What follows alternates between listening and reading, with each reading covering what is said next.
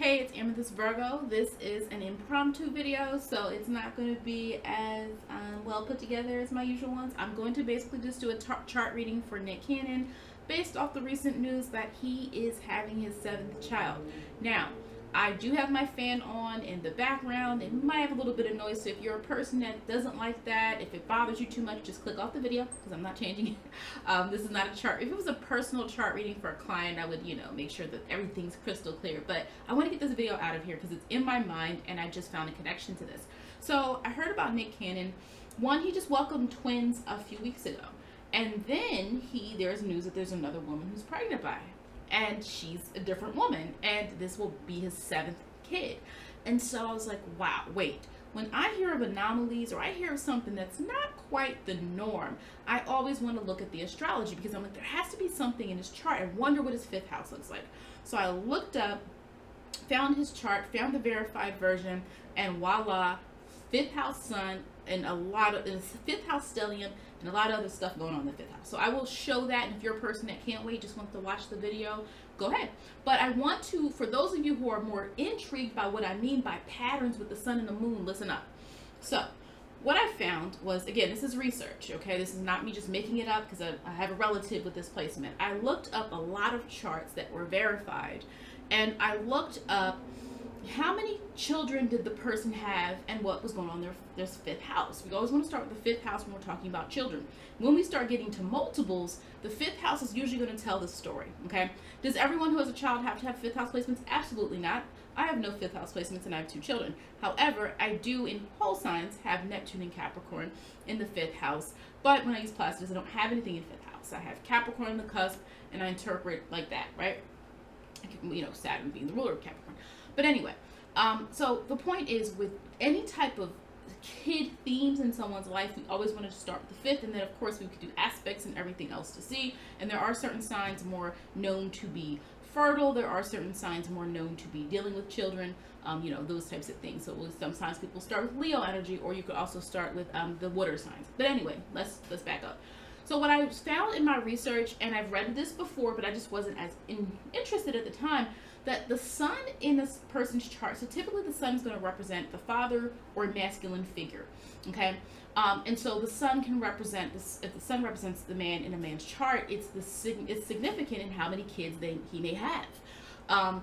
And so I found this through multiple charts, that the more kids a man had, now again, this is not a perfect one for all. We know everybody has a different chart, that I did see there was more tendency, okay? And then, but I was like, well, what about a woman? Like, what about, how does that work? I didn't find that. Because remember, the moon is supposed to be the feminine and the sun is supposed to be the masculine. Now, what it means is, and it's in everyone's chart, so it does not matter if you're like, well, I'm feminine and I'm masculine, or I'm, some people are like, hey, I'm neither, that's cool. That's not, I'm talking about the fact that we all have that energy in our charts no matter what we are. And so what I found with the women who had children, who decided to have children, was that the moon was more of a significant factor in if a woman was going to have kids, or the connection to kids.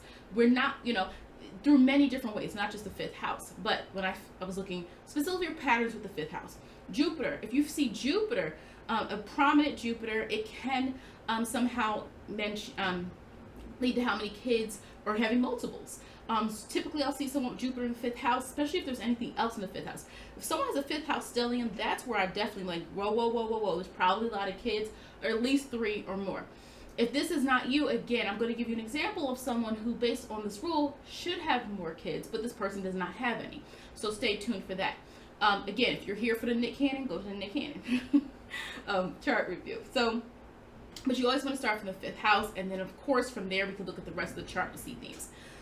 So, disclaimer, you don't have to have kids. You can have a super stellium in that 5th house and you don't have them. However, I know some people who don't have their own children, but they are integral in children's lives, either through profession or through their family. They're like the uncle and aunt that everybody wants to hang out with or everyone wants to be with. So you can still have themes of children in your chart, or I know people who have adopted children, who don't have their own biological children, but they still have wanted to be a parent. So I want to get that disclaimer out there. There's more than one way to be a significant person in a child's life. Now, this particular conversation is to see the patterns, okay? In astrology, that's how things work. We have to look at the patterns to see the common link. And if something keeps coming up, we have to look at that defining factor, okay? We have to do it that way because it's a teaching moment, right? If we start changing the rules too much to match just what we experienced, or if I say, well, that's not me, I don't have anything in my fifth house, and I have, and I have kids, this is wrong. If I did that, I'm now throwing off the fact that actually in my chart, I know why I have kids, because there's something else showing that tendency. There's so many other layers to all of this, right? Of where we can see someone's ability to have certain experiences in life, even if it's not in that house. So I want to say, just because you do not experience something personally does not throw out the entire rule. I want to make that clear, that we can certainly have other conversations about one-off situations, unique situations. I welcome those types of conversations to really understand how we can view charts. But in astrology, we have rules. Once we start saying there are no rules, then it's not astrology, and it's something else, and you should call it something else instead of astrology. So let me explain what I mean. So what I did was I was like, okay, let me use my software and let me look this up, right? So I got Nick Cannon's, and I saw it was a verified birth chart. And I'm like, cool, got that. And then I was looking through my software to see who else had a verified birth chart, and I found this kind of stood out to me. 7 kids, it's a lot in modern times. Nick Cannon's about to have his 7th. Kevin Costner, the actor, has 7th, and Quincy Jones, the producer and music, icon, has 7 kids. And then I said, okay, well, let me keep looking. And then I said, there was more, but this is who I just wanted to go with for this. Son in the 5th house, Malcolm X, 6 kids, with his wife. I believe Malcolm X, let me see what son, I forgot what sun sign Malcolm X is. But here's the point I want to make about LL Cool J and Kevin Costner. So LL Cool J and Kevin Costner, because I think Malcolm X, he's a Taurus. He was a Taurus, right? Yeah, he was a Taurus. Malcolm X and LL Cool J, he's only had kids with his wife. Now, LL Cool J, if you've read his biography and know a lot about him, he had a very sordid history in the past with his dating life, all right, back in the 90s. So he is a very interesting story, but he only has kids with his wife, all right? And also, Kevin Costner, I think it's 7 kids, but it's 3 women. It's 3 women, okay? Spread out. And so I was wondering, so then L Cool J before, I was like, okay, Malcolm X only had kids with his wife, okay? Betty Shabazz. So I was like, oh, so it's almost like, I wonder if the earth sign men are more likely to not have as many children's mothers. Now again, this is back in the day. People were more traditional. If they did have children outside of wedlock, it usually wasn't widely known like it might be today. So that there could be just generational differences there. But that's something I know is different with the earth sign men who had the sun in this 5th house. Now again, that's just one thing I noticed. So let's move on. Then I looked at the female. We looked at the males, the female. So Diane Carroll, iconic actress who passed away not too long ago, she had her son in the 5th house. But remember, we're talking about, well, the sun, it seems like for the women, it's not as significant when it comes to if they're going to have a lot of kids or not, or if they're going to have multiples or anything like that. So I looked, yeah, kids were still a theme. She had 1 kid, though, and her moon was in Aquarius. So I was like, okay, that's interesting. Because moon in Aquarius, anywhere Aquarius can represent something that's different. It stands out. And wherever Aquarius is, and remember, the moon dealing with you and your nurturing and your ability to feel a certain level of emotional needs and emotional comfort. And her having moon in Aquarius in the 12th house might mean she perhaps, that there's a reason why she only wanted 1 child, Again, I'm not going to make any assumptions. I don't know what type of mother she is. I didn't read up on that. I just know she was a very iconic actress. But as you can see here, she was not likely to have a lot of kids. And then Katie Holmes. Another, she had sun in 5th house. She has sun in 5th house, but she has her moon in the 12th house like Diane Carroll. I don't remember what moon sign Katie Holmes is. I would have to look that up. But because I just typed this up, the moon in 12th. So again, interesting.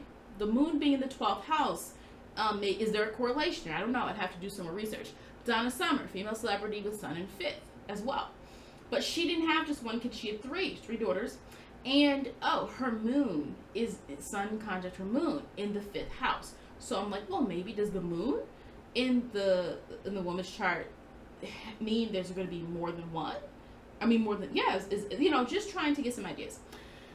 Also with the moon, again, I'm sorry I didn't clean up this slide. I just didn't have time. This is an impromptu video. I didn't plan it out. Well, I kind of did, but Grace Kelly, famous actress. She had also 3 kids, moon in the 5th house. Now, Janis Joplin had moon in Cancer, and someone might say, wait, if you have moon in Cancer, doesn't that mean you're supposed to be a loving, doting mom? Well, she also had Jupiter in Cancer in that same house in retrograde. Okay, that doesn't mean she can't still have kids. Remember, I just said Jupiter can sometimes indicate a person having multiples. But what we have to also understand is her chart was rife with 6 planets in retrograde. I think it was 6 to 7. It was 6 planets in retrograde. I think like 2 asteroids in retrograde. The more retrogrades in a chart, the more a person, there could be a lot of difficulties. A person can describe their life as kind of being a series of things. Not that it's a bad life, but it's a lot of hiccups. It's a lot of having to restart. Retrogrades, basically, that's what it is. It's a one, it's like back in the day, if you ever were riding with your parents in the car, the older cars, and it was too cold, and you would turn the ignition, they would turn the ignition, and the car jumped a little bit before it turned on, those old school cars. That's kind of what a retrograde might feel like for some people.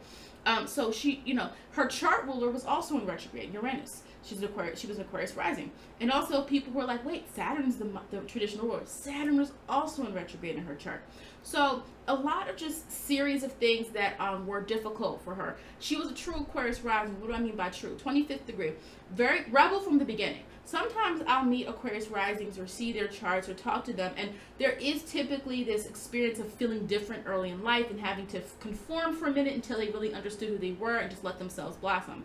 But with her, it's like there's stories, and if you read about her, she's always kind of had that very independent spirit of really, she did a lot of things before other people did. Remember that Aquarius kind of revolutionary spirit. She was openly bisexual back then, right? She had dated a black woman back then. So we're talking about sexuality and interracial dating at a time where it was there for sure, but it was not as widely as accepted as it might be now, where you have more people willing to allow people to live their truth in terms of who they love and who they want to be with. That wasn't the same back then, okay? Being she was a true Aquarius rising, but no kids. But again, there's a lot going on. I think she had something in the 12th house as well, so she had a lot going on in her chart, and I can see why. Remember, Aquarius energy from the jump is going to rebel. So if she felt that society told her she had to have kids, she had to get married, she had to be this, she had to be with a man, she had to do this, Janis Joplin's whole chart was just, and again, her chart is very interesting to look at more than just this part, but that does not surprise me. Now, Bob Dylan, moon in the 5th house with Jupiter. So again, why did I pick him? Because he's a man and the sun is not in his 5th house. However, moon is there. And so if the moon kind of sometimes can represent someone's more nurturing nature, someone's more caring nature, right? We would look at the fact that he did adopt one of his wife's kids. So it was like, even though you're not biologically my child, I'm still going to take you in as my own. And that is a moon-like energy, whether you're a man or woman. That's a moon energy thing, and everyone has the capacity to nurture someone or something. Sometimes people nurture projects. They're maybe not a parent, or they don't want to be, or they just find a way to still cultivate that energy to caring and doting and nurturing something that they care about. And he had 6 kids. 4 to 6 kids were with one of his wives. I don't know where the other child, I had to look that up, and I didn't see it. I saw that he had 4 kids with the one wife, and one of the kids was not his. So I don't know who the other kid was. I think the other kid was I don't know if that was the first wife or the second wife, but he had 6 kids. Okay, so just wanted to share that tidbit, and now we're going to move into this other part.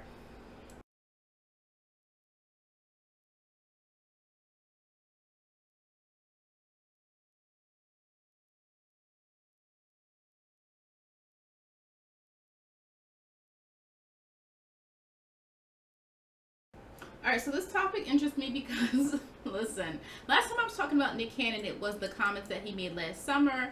And so I did that in Astrology Explains It All. But right now, again, what piqued my interest was I was like, wait, when somebody does something that seems kind of out of the ordinary or seems kind of different than what you would expect, you always want to look at what's going on in the chart.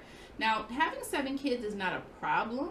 It's a lot more kids than most people have today, so that's not in itself a problem. And again, I'm not saying what he should or shouldn't do. He is rich. He's got money to take care of these kids. Now, well, does he have the time? That is a whole different conversation and question. Now, what I will say here is look at what's going on in this 5th house. So luckily I found his birth time and that it is confirmed. So I looked at as it will tell you if the birth time is verified. So the software I use will also tell me if something's verified, but Nick Cannon, his name was not in the software that I used, so I had to look up something else. So we have his exact birth time, and so we can really dive in. And again, I'm not going to do a full chart reading about him. I'm just talking more so about the kids aspect of this. So typically when we're looking at children, we're always going to want to look at what energy do we see this Leo. I always want to start with the sign of Leo or the sun. Leo energy, see, does anyone have, they have a placement in Leo? And then we obviously want to look towards the sun. We see the sun is in the house of Leo. Leo is associated with children, or at least that childlike joy and energy, right? Does not mean every person who's a Leo has to have kids, but I do tend to see a lot of Leos who do. Most of the Leo individuals that I know personally have kids. And again, I don't care if you do or don't, that's on you. I don't tell people what to do. Now here I said, okay, yeah. So if he has Leo on the cusp of the 4th house and the sun is already in the 5th house, this definitely in general, before he even had kids, would increase the chance and likelihood of having children. And so what we see here is the North Node is in Leo in the 4th house. He is meant to have a family. He is meant to enjoy having a lot of people around him. And I think what I'm sensing here is almost like he wants this. It's almost like he's like in his mind, and he probably would talk like this, he's building a village. If you talk to him about it, he is not going to accept any criticism about this. He is not going to back down. He is not going to reflect and say, oh no. He's going to say, this is, I already know what I'm doing. I know what I'm doing. I have a schedule. He's got that Venus in Virgo, 4th degree. He's probably like, I have a schedule with my kids. I see all of them. I'm going to make sure they all know their sibling. That's probably the energy that I'm getting about how he likely views this. He does intend to he does want to actually give and be a father to all these kids. Now again, what we want in reality can often be two separate things, but that's what I'm getting from this 4th house energy, just the sense of like tapping into intuitively as well.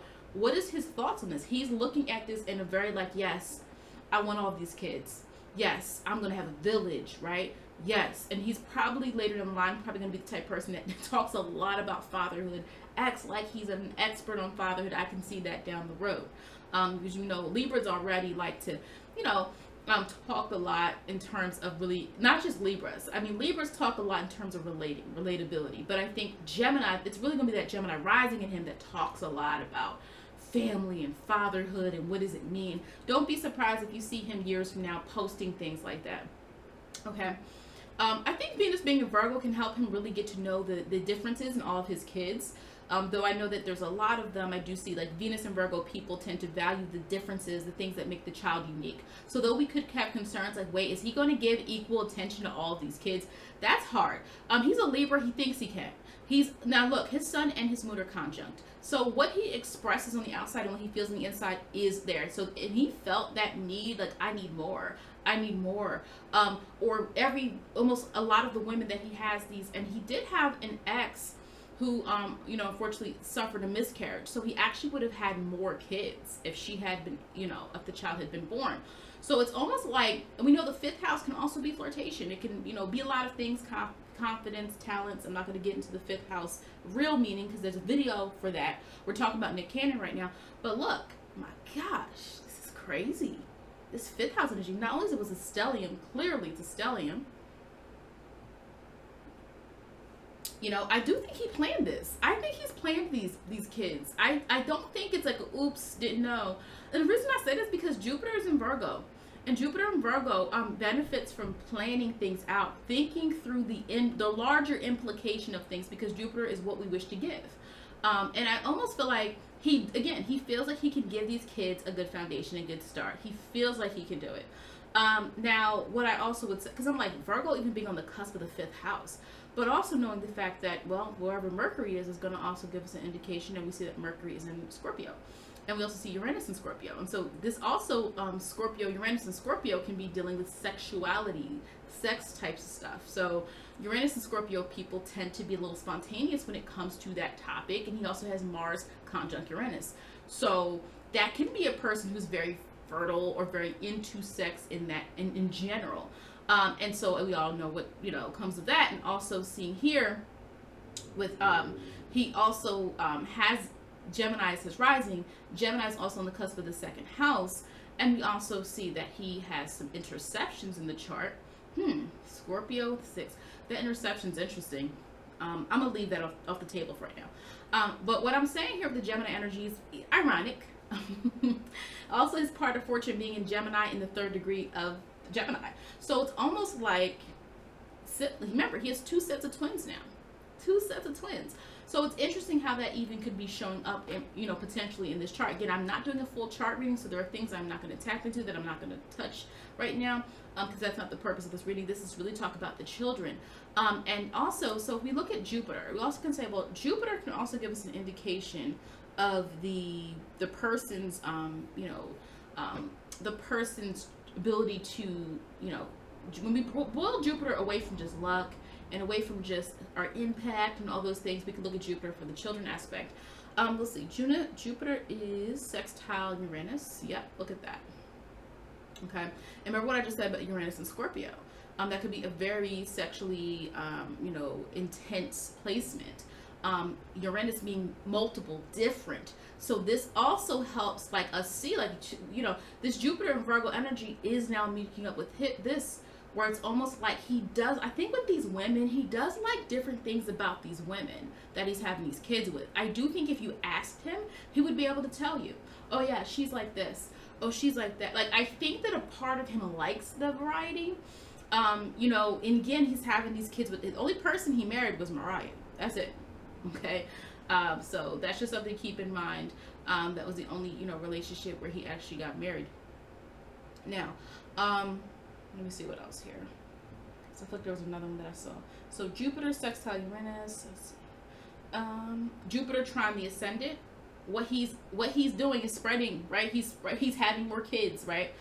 Jupiter in the ascendant, we're seeing this. We're able to see that he has this, and to him it's like adding value to his life. So to him it means something different than people who critique him having all these children. Now, again, I'm not interpreting Jupiter like I would be for a birth chart reading, because I'm just talking about the kid aspect of this. Now, Jupiter being square Neptune is interesting. Again, it's like these kids that come from this union, though, but his Neptune being a Sagittarius, he does rush to idealizing some of these relationships. I do think down the line, he thinks he's a Libra, man. He's a Libra.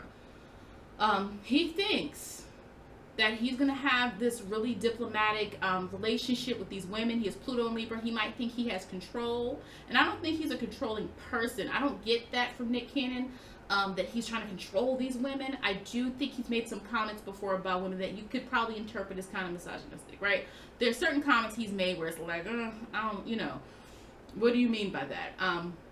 But he also has Black Moon Lilith in Libra. It's like he doesn't understand the problem with too much of one thing is that it clouds you and it makes you think that you can handle more than you can. He thinks everything's cool, fair, it's balanced. As long as I give them the money, or as long as I'm cool with them, they're going to be fine with all of this. They're all going to be fine. But I'm like, look at this Neptune and Sagittarius energy, though. It's really indicating that he, you know, there can be these unions he's getting into are really quick. There's a lot of emotion to them. Again, I don't think these are situations where he probably is being very nice to them. He's taking them out. He's giving them resources. You know, I don't think, again, like, I don't think there's a mistreatment type of element here. Do I think he plays mind games? I don't think so. Let's see. Mercury. I mean, if you also look at the fact that with Gemini being the ascendant sign, well, if we look at this, I mean, Gemini in general, right, we know can be, it has a lot of different ideas. It means sometimes the person is not always making decisions that lead down the road to what they might want. Because remember, we're borrowing energy. He's a Gemini rising. There's nothing else Gemini in the chart except for the part of fortune. So he's kind of borrowing Gemini energy. And it's like, when you hear him talk, you're like, oh, he has a plan. He knows what he's doing. He knows what he's up for. But at the same time, if we really want to go into it, this Gemini and this Virgo energy are squared. Okay? So it's almost like he has to do a little bit more work than he thinks he will in these relationships or these women, like whatever this situation is. If he has 5 different children's mothers, like I don't know if he's still seeing this one. I don't know if he's still seeing that one. Again, this is that not my, you know, I don't know. But I'm saying the fact that this the ascendant and the Venus is squaring is like he has to start to understand eventually at some point in life who and what he values. There will be power struggles. Pluto and Libra, 21st degree. There will be power struggles that spark up, most likely, spark up out of nowhere. Like down the road, maybe have an issue with one of the children's mothers. Also seeing here, why do I say that? He has to be careful with making sure these children all get along and they all get equal attention. And the reason I say that is because Mars is at the 27th degree in Scorpio in the 6th house. Somebody's going to feel like he was there for them more. Somebody's going to feel like he put more resources, he put more effort into them. So here's what I want us to understand about chart readings. There's so many different parts of a planet that when you're talking specifically about one issue, you can zoom completely in. You get what I'm saying? I'm not talking about his work ethic or anything like that right now. I'm just talking about the kids. This whole situation I'm getting from all these placements. And yeah, I would have to say that, you know, because that Mars, that 27th degree is crucial. Okay. And he also, you know, he has to be careful of not just giving money or giving resources. Like the 15th degree and 27th degree are related. To the sibling aspect and to the communication aspect, okay? And so he can overdo it. If I just give you things, if I'm nice to you, if I'm fair, wait, I set you up with a college fund and you, what's the problem? That kid, the kid, oh wait, you didn't give me enough. You didn't give me enough attention. I wanted more from you, right? So he does have to be careful when I'm seeing here with this, even Mars, you know, and Uranus, and again, 27th degree leading more to, you know, conflict that a person can have. And I'm like, well, conflict in your everyday life, control, right? Thinking that you have things under control and then eventually getting to a point where it's like, actually you don't. Actually, you need to reinvent the wheel. Not having egotism, not being egotistical, okay? You know, I don't want to get to a South Node because I don't think that's as relevant necessarily to this one here, but you know, I do think giving them the attention they deserve and knowing his children really well is going to probably help alleviate any of those types of things. He wants to avoid it, but from the South Node, I would say this, and I'm only talking about the kids aspect. So again, I'm not talking about, if I was doing a full reading, I'd be talking about everything: his past, his childhood, his future, his, you know, but all of those things. But the thing that I would definitely say here, is he wants to avoid just them as goals. He wants to avoid, don't just build a village, just build a bunch of kids making a statement. So again, with Leo energy, we get really targeted. With Leo energy, we shine in particular on something. So he wants to be clear in his family with anyone that he is in union with. 18th degree as well. Remember, 18 is related to Virgo, just like 6 is. Therefore, yeah, he's got to be careful. If he really individualizes his relationship with each of his kids, I think he'll probably have a decent relationship. But I do think that he's kind of living in a cloud of, oh, if I just give them the equal amount of money. You know, sometimes Libra thinks, if I just get on both sides of this, I don't have to really make a decision. There's a lot of indecision in the 5th house. He has a lot of options in the women, right, that he has access to. And also, you know, his Juno, it's interesting, Saturn and Juno being right here. Saturn and Libra can be a really good placement. I think his Saturn and Libra helps him negotiate really well when it comes to money. Now, here I'm saying is, despite that Saturn being a Libra, he has made a really good name for himself and a good reputation when it comes to, and that was the thing that was so weird about last summer, is up until then, Nick Cannon, he's been speaking out a lot more about social issues the past several years, but Nick Cannon typically didn't ruffle people's feathers the way he did last summer. So, but anyway, point being, really it's about Saturn being conjunct Juno and about needing to learn his lessons about what partnerships and relationships really are.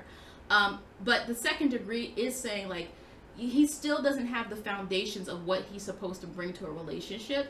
And I think what's happening is, one, obviously he's rich, he has money, so women find him attractive, and then he also has access and he also has options.